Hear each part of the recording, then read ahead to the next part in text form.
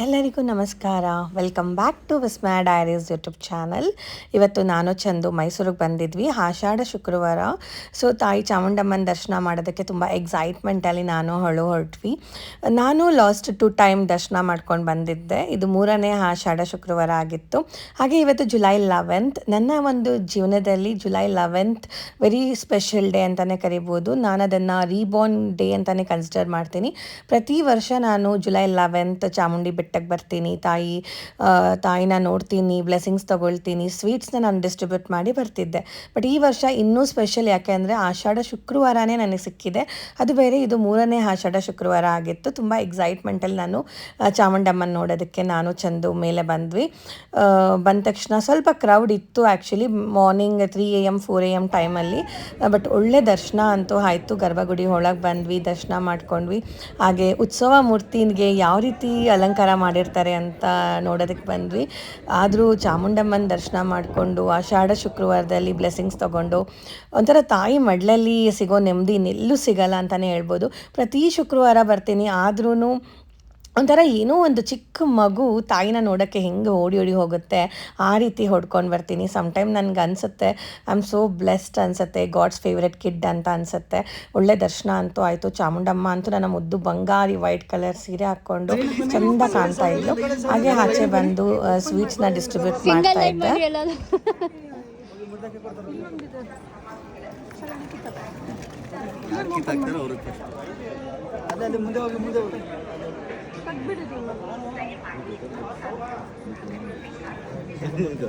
Open ಮಾಡಿ, ಇನ್ನೊಂದು open ಮಾಡಿಬಿಡು, ಇನ್ನೊಂದು ಓಪನ್ ಮಾಡು. ಮೈಸೂರು ಕಡೆಯಿಂದ, ಪ್ರಶಾಂತ್ ಕಡೆಯಿಂದ. ನಾನು, ಚಂದು, ಅಮಿತಾ, ಹಾಗೆ ಮೈಸೂರು ಪೇಜ್ ಕಡೆಯಿಂದ ಪ್ರಶಾಂತ್ ಅವರಾಗಿರ್ಬೋದು, ಅವ್ರ ಫ್ರೆಂಡ್ಸ್ಗಳೆಲ್ಲ ಸೇರಿ ಸ್ವೀಟ್ಸ್ನ ಡಿಸ್ಟ್ರಿಬ್ಯೂಟ್ ಮಾಡಿಕೊಂಡು ನಾನು ಬೆಟ್ಟದಿಂದ ಇಳ್ಕೊಂಡು ಕೆಳಗೆ ಬಂದೆ. ಸೊ ಬೆಟ್ಟ ಇಳ್ಕೊಂಡು ಬಂದಮೇಲೆ ನನ್ನ ಲೈಫಲ್ಲಿ ಇನ್ನೂ ಒಂದು ಸರ್ಪ್ರೈಸ್ ಕಾದಿತ್ತು ನನಗೆ. ನಾನು ಆಲ್ರೆಡಿ ತುಂಬ ಖುಷಿಯಾಗಿದ್ದೆ ಈ ದಿನ ತಾಯಿ ಚಾಮುಂಡಮ್ಮನ ದರ್ಶನ ಮಾಡಿಕೊಂಡು ಸ್ವೀಟ್ನ ಡಿಸ್ಟ್ರಿಬ್ಯೂಟ್ ಮಾಡ್ಕೊಂಡು ಬಂದಿದ್ದು. ಸರ್ಪ್ರೈಸ್ ಏನಂತ ಹೇಳಿದ್ರೆ, ಲೈಫ್ ಇಸ್ ಅನ್ಪ್ರಿಡಿಕ್ಟೇಬಲ್ ಅಂತ ಕೇಳಿದ್ದೆ, ಏನಾಗುತ್ತೆ ಅನ್ನೋದನ್ನು ನಾವು ಪ್ರಿಡಿಕ್ಟ್ ಮಾಡೋಕ್ಕೆ ಆಗಲ್ಲ ಅಂತ. ಬಟ್ ಈ ಹುಡುಗ ನನಗೆ ಕೊಟ್ಟಿದ್ದ ಸರ್ಪ್ರೈಸ್ ನನ್ನ ಜೀವನದಲ್ಲಿ ಮರೆಯೋದಕ್ಕೆ ಆಗಲ್ಲ.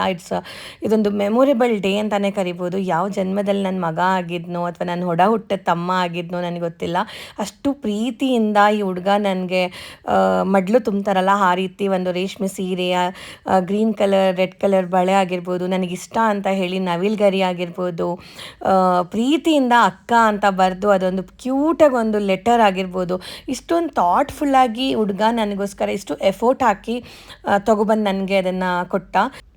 ಈ ಹುಡುಗನ ಹೆಸರು ಬಂದು ಸಾಗರ್ ಅಂತ. ನನ್ನ 2 ಇಯರ್ಸಿಂದ ಇನ್ಸ್ಟಾಗ್ರಾಮಲ್ಲಿ ಫಾಲೋ ಮಾಡ್ತಿದ್ದಾನಂತೆ. ನನ್ನ ಸ್ಟೂಡೆಂಟ್ಸ್ ಸಹ ಆಗಿರಲ್ಲ ಈ ಹುಡುಗ. ನಾನು ಬರ್ತೀನಿ ಅಂತ ಹೇಳಿ ಇಷ್ಟೆಲ್ಲ ಎಫರ್ಟ್ ಹಾಕಿ ಸ್ಯಾರಿ, ಬಳೆ ಅಥವಾ ಒಂದು ಸ್ಕೆಚ್ ಆಗಿರ್ಬೋದು, ರಾಧಾಕೃಷ್ಣ ಫೋಟೋ ಆಗಿರ್ಬೋದು, ನವಿಲ್ಗಿರಿ ಆಗಿರ್ಬೋದು, ಇದೆಲ್ಲ ತೊಗೊಂಡು ಬಂದು ವೆಯ್ಟ್ ಮಾಡ್ತಿದ್ದ ಪಾಪ. ನನಗೆ ಖುಷಿಯಾಗಿದೆ ಏನಂದರೆ, ಅಷ್ಟು ಎಫರ್ಟ್ ಹಾಕಿ ಹುಡುಗ ಚಾಮುಂಡಿ ಬೆಟ್ಟಕ್ಕೆ ಆ ರಾತ್ರಿ ಪಾಪ 1 ಗಂಟೆ 2 ಗಂಟೆ ರಾತ್ರಿಯಲ್ಲಿ ನಾನು ಬರ್ತೀನೋ ಬರಲ್ವಾ ಅಂತ ನನಗೆ ಕನ್ಫರ್ಮೇಷನ್ ಇರಲಿಲ್ಲ. ಆ ಹುಡುಗ ನನಗೋಸ್ಕರ ಕಾದು ನನ್ನ ಮೀಟ್ ಮಾಡಿ ಇಲ್ಲ ಮಡ್ಲು ತುಂಬೋ ಥರ ಎಲ್ಲ ಅರ್ಶಿನ, ಕುಂಕುಮ, ಹೂವು, ಹಣ್ಣು, ಬಳೆ ಇದೆಲ್ಲ ಕೊಟ್ಟಿದ್ದು ನೋಡಿ ನನಗೆ ಎಷ್ಟು ಸಂತೋಷ ಆಯಿತು ಅಂದರೆ ನಾನು ಎಕ್ಸ್ಪೆಕ್ಟೇ ಮಾಡೋಕ್ಕಾಗಲ್ಲ. ನಾನು ಯಾವತ್ತೂ ಯಾರಿಂದ ಏನನ್ನೂ ಎಕ್ಸ್ಪೆಕ್ಟ್ ಮಾಡಿಲ್ಲ. ನಾನು ಯೂಶ್ವಲಿ ಎಲ್ಲರಿಗೂ ಸರ್ಪ್ರೈಸಸ್ ಕೊಡ್ತೀನಿ, ಅನ್ಕಂಡೀಷ್ನಲ್ ಲವ್ ನಾನು ಕೊಡೋದು. ನಂದು ಲವ್ ಲ್ಯಾಂಗ್ವೇಜೇ ಗಿವಿಂಗ್ ಅಂತ ಯಾವಾಗಲೂ ಹೇಳ್ತಿರ್ತೀನಿ. ಫಸ್ಟ್ ಟೈಮ್ ನಾನು ರಿಸೀವಿಂಗ್ ಅಂತ ಅಂದ್ಕೊಂಡಿದ್ದು. ಇತ್ತೀಚೆಗೆ ನಾನು ಅಂದ್ಕೊಳ್ತಿದ್ದೆ ರಿಸೀವಿಂಗ್ ಆಗಬೇಕು, ನಾನು ನನ್ನ ಒಂದು ನೇಚರ್ ಸ್ವಲ್ಪ ರಿಸೀವಿಂಗ್ ತೊಗೊಳ್ಬೇಕು ನನ್ನ ಲೈಫಲ್ಲಿ ಅಂತ. ಅದು ಈ ರೀತಿ ನನಗೆ ಇದನ್ನು ಯಾವ ರೀತಿ ವ್ಯಕ್ತಪಡಿಸ್ಬೇಕು ಅಂತಲೇ ಗೊತ್ತಿಲ್ಲ. ತುಂಬ ಖುಷಿ ಅಂತೂ ಆಯಿತು. ಬಟ್ ನನಗೆ ಏನು ಮಾತಾಡಬೇಕು, ಏನು ವ್ಯಕ್ತಪಡಿಸ್ಬೇಕು, ಯಾವ ರೀತಿ ಇದನ್ನು ರಿಸೀವ್ ಮಾಡಬೇಕು ಅನ್ನೋದೇ ಗೊತ್ತಾಗಲಿಲ್ಲ. ಲೈಕ್ ನಾನು ಯಾರು ಏನು ಅಂತ ಗೊತ್ತಿಲ್ಲ. ಸೊ ಇಷ್ಟೊಂದು ಅನ್ಕಂಡೀಷ್ನಲ್ ಲವ್ ಜಸ್ಟ್ ನನ್ನ ಒಬ್ಬ ಒಂದು ಫಾಲೋವರ್ ಕೊಡೋಕ್ಕೆ ಸಾಧ್ಯನಾ ಅಂತ ಅನಿಸ್ತು. ಅವನು ನನ್ನ ಅಕ್ಕ ಅನ್ನೋ ಒಂದು ಸ್ಥಾನ ತುಂಬಿಕೊಂಡಿದ್ದಾನೆ. ಇವತ್ತು ನನಗೆ ನನ್ನ ಲೈಫಲ್ಲಿ ಇನ್ನೂ ಒಬ್ಬ ನನ್ನ ಜೀವನದಲ್ಲಿ ಒಬ್ಬ ನನ್ನ ತಮ್ಮ ಅಂತ ನನಗೆ ಆ ದೇವ್ರು ಕೊಟ್ಟಿದ್ದ ವರ ಅಂತ ಹೇಳ್ಬೋದು. ಈ ರೀತಿ ಅನ್ಕಂಡೀಷ್ನಲ್ ಲವ್ ತೋರಿಸೋರಿಗೆ ನಾವು ಏನು ಬೇಕಾದ್ರೂ ಮಾಡೋದಕ್ಕೆ ನಾನು ರೆಡಿ. ತುಂಬ ಖುಷಿ ಅಂತೂ ಆಯಿತು ಸಾಗರ್ನ ನೋಡಿ ಮಾತಾಡಿ ಅವನ ಜೊತೆ. ಸೊ ಅವನು ಇಲ್ಲ ಇವತ್ತು ನಮ್ಮ ಮನೆಗೆ ಬರಬೇಕು, ನೀವು ಊಟಕ್ಕೆ ಬರಬೇಕು ಅಂತೆಲ್ಲ ತುಂಬ ರಿಕ್ವೆಸ್ಟ್ ಮಾಡ್ದೆ. ಲೈಕ್ ನನಗೆ ಅವನಿಗೆ ನೋ ಹೇಳೋದಕ್ಕೆ ನಂಗೆ ಮನಸ್ಸು ಬರಲಿಲ್ಲ. ಬಿಕಾಸ್ ಇಷ್ಟು ಎಫೋರ್ಟ್ ಹಾಕಿ ಮಿಡ್ ನೈಟಲ್ಲಿ ಬಂದು ನನಗೋಸ್ಕರ ನಿಂತು ನನ್ನ ಜೊತೆ ದರ್ಶನ ಮಾಡಿ ಈ ರೀತಿ ಒಂದು ಮಡ್ಲು ತುಂಬಿದ್ದು, ಅದು ಶುಕ್ರವಾರ, ಈ ಒಳ್ಳೆ ದಿನ. ಇದನ್ನು ಅವನಿಗೆ ನಾನು ನೋ ಹೇಳೋದಕ್ಕೆ ಆಗಲಿಲ್ಲ. ಹಾಗೆ ನಾನು ಚಂದು ಅರ್ಷಿ ಎಲ್ಲರೂ ಸರಿ ಆಯ್ತಪ್ಪ ಬರ್ತೀವಿ ನಿಮ್ಮ ಮನೆಗೆ, ಸ್ವಲ್ಪ ಟೈಮ್ ಕೊಡು, ರೆಸ್ಟ್ ಮಾಡಿಬಿಟ್ಟು ಒಂದು ಮಧ್ಯಾಹ್ನ ನಾವು ಬರ್ತೀವಿ, ನೀನು ಹೊರಟಿರು ಅಂತ ಹೇಳಿದ್ವಿ.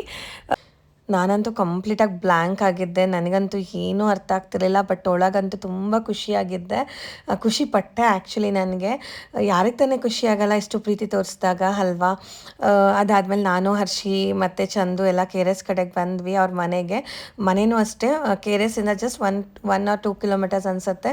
ತುಂಬ ಬ್ಯೂಟಿಫುಲ್ಲಾಗಿ ರೀಸೆಂಟಾಗಿ ಮನೆ ಕಟ್ಸಿದ್ದಾರೆ ಅನಿಸುತ್ತೆ.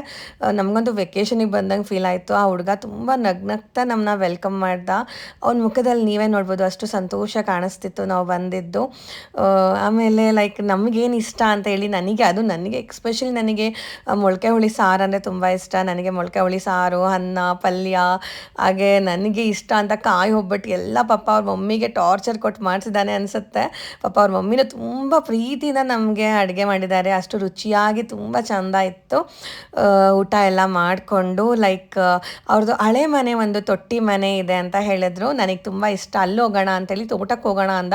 ಬಟ್ ನಮಗೆ ಬ್ಯಾಂಗ್ಳೂರಿಗೆ ವಾಪಸ್ ರಿಟರ್ನ್ ಬರಬೇಕಿತ್ತು. ಸೊ ಹಾಗಾಗಿ ಸ್ವಲ್ಪ ಟೈಮ್ ಸ್ಪೆಂಡ್ ಮಾಡಿದ್ವಿ ಅವ್ರ ಜೊತೆ. ನೆಮ್ಮದಿಯಿಂದ ಕೂತ್ಕೊಂಡು ಊಟ ಮಾಡಿದ್ವಿ, ಬಾಳೆ ಎಲೆ ಊಟ ಮಾಡಿದ್ವಿ, ಕಾಯಿ ಒಬ್ಬಟ್ಟು ಮತ್ತು ನನಗಿಷ್ಟ ಅಂತೇಳಿ ಮೊಳಕೆ ಹುಳಿ ಸಾರು. ನಂಗೆ ಆಶ್ಚರ್ಯ ಅನಿಸ್ತಿತ್ತು, ನನ್ನನ್ನು ಇಷ್ಟೊಂದು ಇನ್ಸ್ಪಿರೇಷನಾಗಿ ತೊಗೊಂಡು ನನ್ನಿಂದ ಅವ್ನು ತುಂಬ ಮೋಟಿವೇಟ್ ಆಗ್ತಿದ್ದಾನಂತೆ. ಅವ್ನು ನನ್ನ ಬಗ್ಗೆ ತುಂಬ ಮಾತಾಡ್ದೆ. ಆ್ಯಕ್ಚುಲಿ ಈ 2 ಇಯರ್ಸಿಂದ ನನ್ನನ್ನು ಫಾಲೋ ಮಾಡ್ತಿರೋದು ಇನ್ಸ್ಟಾಗ್ರಾಮಲ್ಲಿ, ಸೋಷಿಯಲ್ ಮೀಡಿಯಾ ಈ ರೀತಿಯೂ ಒಂದು ಪಾಸಿಟಿವ್ ನೋಟ್ ಅಂತ ಅಂದ್ಕೊಳ್ಬೋದು. ಸೋಷಿಯಲ್ ಮೀಡಿಯಾ ಜನಕ್ಕೆ ಹಾಳಾಗ್ತಿದ್ದಾರೆ ಜನ ಅನ್ನೋರ ಮಧ್ಯದಲ್ಲಿ ಒಬ್ಬರು ಪ್ರೊಫೈಲಿಂದ ಈ ರೀತಿ ಇನ್ಸ್ಪೈರ್ ಆಗಿ ನಾನು ಯಾರು ಏನು ಅಂತ ಗೊತ್ತಿಲ್ಲದೆ ನನ್ನ ಇಷ್ಟೊಂದು ಇಷ್ಟಪಟ್ಟು ನನಗೋಸ್ಕರ ಅವನು ಇಷ್ಟೊಂದೆಲ್ಲ ಎಫೋರ್ಟ್ ಹಾಕಿ ನನ್ನನ್ನು ಮೀಟ್ ಮಾಡಿ ಅವ್ರ ಮನೆಗೆ ಕರೆದು ಅತಿಥಿ ಸತ್ಕಾರ ಮಾಡಿ, ಲೈಕ್ ನನಗೆ ನಿಜವಾಗ್ಲೂ ಇದೆಲ್ಲ ನಂಬೋಕ್ಕೆ ಆಗಲ್ಲ. ಇವಾಗಿನ ಜನ್ರೇಷನಲ್ಲಿ ಇಷ್ಟು ಒಂದು ಒಳ್ಳೆ ಸಂಸ್ಕಾರ ಈ ಹುಡುಗನಿಗೆ ಆ್ಯಕ್ಚುಲಿ. ಸೊ ತುಂಬ ಖುಷಿ ಅಂತೂ ಆಯಿತು. ಇದು ಅವ್ರ ಊರು ಆ್ಯಕ್ಚುಲಿ. ಆಮೇಲೆ ಅವ್ರ ಊರನ್ನ ತೋರಿಸ್ತೀನಿ ಬನ್ನಿ ಅಂತ ಕರ್ಕೊಂಡೋದ. ತುಂಬ ಕ್ಯೂಟಾಗಿತ್ತು ಅವ್ರ ಊರು. ನಾನು ಚಂದು ಹರ್ಷಿ ಎಲ್ಲ ನಡ್ಕೊಂಡು ಅವ್ರ ಊರು ಒಳಗೆ ಬಂದ್ವಿ. ನಂಗೆ ಇನ್ನೂ ಖುಷಿಯಾಗಿದೆ ಅಂದರೆ ನನ್ನ ಬಗ್ಗೆ ಅವನು ಆ ಊರಲ್ಲಿ ಎಲ್ಲರ ಹತ್ರನೂ ಹೇಳಿದ್ದಾನೆ. ಅವ್ರ ರಿಲೇಟಿವ್ಸ್ ಹತ್ರ, ಅವ್ರ ಫ್ರೆಂಡ್ಸ್ ಹತ್ರ ಎಲ್ಲರೂ ನನ್ನ ಬಂದ ತಕ್ಷಣ ಮಾತಾಡ್ಸ್ತಿದ್ರು, ಇವರೇನಾ ವಿಸ್ಮಯ ಅಕ್ಕ ಅಂತ. ಅವ್ನ ಮುಖದಲ್ಲಿ ಆ ನಗು, ಆ ಸಂತೋಷ ನಾವು ನೋಡೋದಕ್ಕೆ ಒಂದು ಚಂದ ಅನಿಸ್ತಿತ್ತು, ತುಂಬ ಕ್ಯೂಟ್ ಅನಿಸ್ತಿತ್ತು. I am really blessed actually. ಜೊತೆಗೆ ಸೀರಿಯಸ್ಲಿ ನಾನು ಇವತ್ತಿಂದ ನನಗೆ ಸಾಗರ್ ಸ್ವಂತ ತಮ್ಮ ಥರನೇ ತಮ್ಮನೇ ನನಗೆ ಅಷ್ಟು ಪ್ರೀತಿ ಕೊಟ್ಟ. ಅದಾದಮೇಲೆ ಅವ್ರ ಕಸಿನ್ಸ್ಗೆಲ್ಲ ನನ್ನ ವಿಸ್ಮಯ ಅಕ್ಕ ಅಂತೇಳಿ ಇಂಟ್ರಡ್ಯೂಸ್ ಮಾಡಿಸ್ಕೊಟ್ಟ. ತುಂಬ ಖುಷಿ ಆಯಿತು. ಹಾಗೆ ಅಲ್ಲಿಂದ ನಡ್ಕೊಂಡು ಊರೊಳಗೆ ಹೋದ್ವಿ. ಆ ದೇವಸ್ಥಾನ ತೋರಿಸ್ತಾ, ಅವರು ಊರಲ್ಲಿ ದೇವರಾಗಿರ್ಬೋದು, ಅವ್ರದ್ದು ಹಳೆ ಮನೆ ಇತ್ತಂತೆ, ತೊಟ್ಟಿ ಮನೆ, ಅಲ್ಲಿಗೆ ಕರ್ಕೊಂಡು ಬಂದ. ಏನೋ ಗೊತ್ತಿಲ್ಲ, ತುಂಬ ಮನಸ್ಸಿಗೆ ನೆಮ್ಮದಿ ಅನಿಸ್ತಿತ್ತು. ಈ ಊರು, ಈ ಜನ, ಈ ವಾತಾವರಣ ಎಲ್ಲ ನನಗೆ ಒಂಥರ ಮಚ್ ನೀಡೆಡ್ ಅನ್ನೋ ಥರ ಅನಿಸ್ತಿತ್ತು. ಏನೋ ಗೊತ್ತಿಲ್ಲ, ದೇವರೇ ಈ ಹುಡುಗನ ಕಳಿಸಿದಾನೇನೋ ಅನ್ನೋ ಥರ ಫೀಲ್ ಆಗ್ತಿತ್ತು. ಬಟ್ ತುಂಬ ನೆಮ್ಮದಿ ಅಂತಾರಲ್ಲ, ತುಂಬ ಪೀಸ್ ಆಫ್ ಮೈಂಡಲ್ಲಿ ಕೂತ್ಕೊಂಡಿದ್ವಿ. ಏನೂ ಮಾತಿಗೆ ಬರ್ತಿರ್ಲಿಲ್ಲ. ಬಟ್ ಇದೊಂದು ಜಗ್ಲಿ ಅಂತ ಅಂತಾರಲ್ಲ, ಅದಂತೂ ತಂಪಾಗಿತ್ತು ಆ್ಯಕ್ಚುಲಿ. ಇಲ್ಲೇ ನಿದ್ದೆ, ಒಳ್ಳೆ ಊಟ ಬೇರೆ ಮಾಡಿದ್ವಿ, ಇಲ್ಲೇ ಬಿಟ್ಟರೆ ಇಲ್ಲೇ ಮಲ್ಕೊಬಿಡ್ತಾ ಇದ್ವಿ ನಾವು, ಅಷ್ಟು ಚೆನ್ನಾಗಿತ್ತು. ಹಾಗೆ ನನಗೆ ಈ ತೊಟ್ಟಿ ಮನೆ ನೋಡಬೇಕು, ಆ ಒಂದು ವೈಬ್ರೇಷನ್ ಆಗಿರ್ಬೋದು, ಎನರ್ಜಿ ಆಗಿರ್ಬೋದು, ನೋಡೋಣ ಅಂತೇಳಿ ಬಂದೆ ನಾನು. ನನಗೆ ಇಷ್ಟ ಈ ಥರ ಮನೆಗಳೆಲ್ಲ. ನನಗೂ ಅಜ್ಜಿ ಮನೇಲಿ ಬೆಳೆದಿರೋ ಚಿಕ್ಕ ವಯಸ್ಸಿನ ನೆನಪುಗಳು ಕಾಡ್ತಿತ್ತು. ನಮ್ಮ ಮಮ್ಮಿ ಕಡೆನೂ ಅಂದರೆ ಲೈಕ್ ಮಮ್ಮಿನೂ ಮಂಡ್ಯ ಕಡೆಯವರು. ಸೊ ಹಾಗಾಗಿ ನಾವು ಅಜ್ಜಿ ಮನೆಯಲ್ಲಿ ಕಂಬದ ಮನೆ, ತೊಟ್ಟಿ ಮನೆ, ಈ ಮಳೆ ಬಂದಾಗ ನೀರಲ್ಲಿ ಆಟ ಆಡೋದು, ಚಿಕ್ಕ ಚಿಕ್ಕ ಪೇಪರಲ್ಲಿ ದೋಣಿ ಮಾಡಿ ಬಿಡೋದು, ಇದೆಲ್ಲ ಎಷ್ಟು ಕ್ಯೂಟ್ ಮೆಮೊರೀಸ್ಗಳದೆಲ್ಲ ನೆನಪಾಗ್ತಿತ್ತು ನನಗೆ. ಸಾಗರ್ಗೆ ಎಷ್ಟು ಗ್ರೇಟ್ಫುಲ್ನೆಸ್ ತೋರಿಸಿದ್ರು ಸಾಕಾಗಲ್ಲ, ಎಷ್ಟು ಥ್ಯಾಂಕ್ಸ್ ಹೇಳಿದ್ರು ಸಾಕಾಗಲ್ಲ. ನನಗೊಂದು ಚೈಲ್ಡ್ಹುಡ್ ಮೆಮೊರೀಸ್ಗಳನ್ನ ರೀಕಾಲ್ ಮಾಡ್ಕೊಳ್ಳೋ ಥರ ಇತ್ತು. ಮಮ್ಮಿ ಕಡೆಯವ್ರು ಸಹ ಮಂಡ್ಯದವರಾಗಿದ್ದರು. ಸೊ ನಮಗೆಲ್ಲ ರೈನಿ ಹಾಲಿಡೇಸ್ಗೆ ನಾವು ಅಜ್ಜಿ ಮನೆಗೆ ಬರ್ತಾಯಿದ್ವಿ. ಈ ಟ್ರಂಕ್ ಆಗಿರ್ಬೋದು, ಈ ಖಾರ ರುಬ್ಬೋದಾಗಿರ್ಬೋದು. ಸೊ ನಾವೆಲ್ಲ ಲಗೋರಿ ಆಡ್ತಾಯಿದ್ವಿ. ಆ್ಯಂಡ್ ತೊಟ್ಟಿ ಮನೆಯಲ್ಲಿ ನಾವು ಚಿಕ್ಕ ಚಿಕ್ಕ ಪೇಪರ್ಗಳಲ್ಲಿ ಡೋಣಿ ಮಾಡಿ ಎಲ್ಲ ಬಿಡ್ತಾಯಿದ್ವಿ, ಮಳೇಲಿ ನೆನಿತಾ ಇದ್ವಿ, ಆಟ ಆಡ್ತಾಯಿದ್ವಿ, ಲಗೋರಿ ಆಡ್ತಾಯಿದ್ವಿ. ತುಂಬ ಆಟಗಳೆಲ್ಲ, ಗದ್ದೆಗೆ ಹೋಗ್ತಾ ಇದ್ವಿ. ತುಂಬ ಚೆನ್ನಾಗಿ ಅನಿಸ್ತಿತ್ತು. ಈ ಹುಡುಗ ಮತ್ತೆ ನನಗೆ ನನ್ನ ಚೈಲ್ಡ್ಹುಡ್ ಮೆಮೊರೀಸ್ಗಳನ್ನ ರೀಕಾಲ್ ಮಾಡ್ಕೊಂಡಂಗೆ ಫೀಲ್ ಆಯ್ತು ನನಗೆ. Thanks to Sagar and Chandu ಅಂತೂ ಒಳ್ಳೆ ಊಟ ಮಾಡಿ ಅಲ್ಲೇ ನಿದ್ದೆ ಮಾಡೋ ಥರ, ಅಂದರೆ ಎಷ್ಟು ಚಂದ ಜಗಲಿ ಮೇಲೆ ತಂಪಾಗಿತ್ತು. ಆ್ಯಕ್ಚುಲಿ ಒಂದೊಳ್ಳೆ ನಿದ್ದೆನೂ ಮಾಡ್ತದು.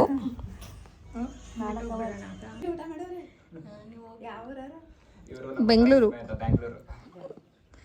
ಅದೇ ಬುತ್ತಿ ಕಟ್ಕೊಂಡು ಹೋಗೋದಾ ಇದನ್ನ?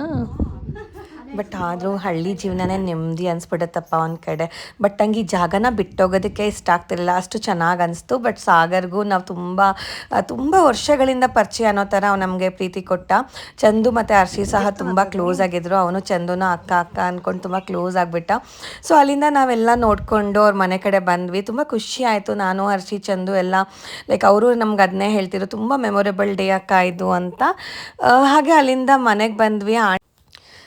ಆಂಟಿ ಸಹ ನಮ್ಮನ್ನು ತುಂಬ ಚೆನ್ನಾಗಿ ನೋಡಿಕೊಂಡ್ರು. ಅರಿಶಿನ ಕುಂಕುಮ ಕೊಟ್ಟು, ಎಲೆ ಅಡಿಕೆ, ಬನಾನಾ, ಹಾಗೆ ಮಲ್ಲಿಗೆ ಹೂವು ಅಂದರೆ ನಂಗೆ ತುಂಬ ಇಷ್ಟ. ಅದು ಸಹ ವೆರಿ ಸ್ಪೆಷಲ್ ಅನಿಸ್ತಿತ್ತು. ಅವ್ನು ಅದೇ ಹೇಳ್ತಿದ್ದ, ಅಕ್ಕಂಗೆ ಮಲ್ಲಿಗೆ ಹೂವು ಇಷ್ಟ ಅಂತ ನಾನು ತೊಗೊಂಡು ಬಂದೆ ಅಂತ. ಇದೆಲ್ಲ ಒಂಥರ ಕ್ಯೂಟ್ ಫೀಲಿಂಗ್ಸ್, ಇದೆಲ್ಲ ನಮಗೆ ಎಕ್ಸ್ಪ್ರೆಸ್ ಮಾಡೋಕ್ಕೆ ಆಗಲ್ಲ. ಹಾಗೆ ಆಂಟಿ ಸಹ ಅಷ್ಟೇ ನನಗೆ ತುಂಬ ಚೆನ್ನಾಗಿ ನೋಡಿಕೊಂಡ್ರು. ನನಗೆ ಮತ್ತೆ ಇನ್ನೂ ಒಂದು ಸೀರೆ ಎಲ್ಲ ಕೊಟ್ಟು ನನಗೆ ಅರಿಶಿನ ಕುಂಕುಮ ಕೊಟ್ಟರು. ಹಾಗೆ ಹರ್ಷಿಗೊಂದು ಸ್ಯಾರಿ, ಚಂದುಗೊಂದು ಸ್ಯಾರಿ ಎಲ್ಲ ಕೊಟ್ಟರು. ಈ ಹುಡುಗ ಅಂತೂ ನನ್ನ ಗುರು ಸಮಾನ, ಅಕ್ಕ ನೀವು ಅಂದ್ಬಿಟ್ಟು ನನಗೆ ಆಶೀರ್ವಾದ ಎಲ್ಲ ಮಾಡಿ ಅಂತ ಹೇಳ್ದ. ನಂಗೆ ನಿಜವಾಗ್ಲೂ ಇದೆಲ್ಲ ನೋಡೋದಕ್ಕೆ ಒಂಥರ, ಕೇಳೋದಕ್ಕೆ ಒಂಥರ, ಆ್ಯಂಡ್ ಇದನ್ನೆಲ್ಲ ಅನುಭವಿಸೋಕ್ಕೆ ಇನ್ನೂ ಒಂಥರ ನನಗೆ ಏನು ಹೇಳಬೇಕು ಅನ್ನೋದೇ ಗೊತ್ತಾಗಲಿಲ್ಲ. ಸೊ ಎಲ್ಲರಿಗೂ ಬಾಯ್ ಹೇಳಿ ಅಲ್ಲಿಂದ ಹೊರಟ್ವಿ. ಅಲ್ಲಿಂದ ಹೊರಡಕ್ಕೆ ನಮಗೂ ಮನಸ್ಸಿರಲಿಲ್ಲ, ಹಾಗೆ ಸಾಗರ್ ಆ್ಯಂಡ್ ಸಾಗರ್ ಫ್ಯಾಮ್ಲಿಗೂ ಕಳಿಸ್ಕೊಡಕ್ಕೆ ಮನಸ್ಸಿರಲಿಲ್ಲ. So it was a beautiful and memorable day in my life time ಅಂತ ಹೇಳ್ಬೋದು. So thank you so much Sagar. ಖುಷಿ ಆಯಿತು ನೀವು ಬಂದಿದ್ದಕ್ಕೆ. Thank you universe. ಅಷ್ಟೇ.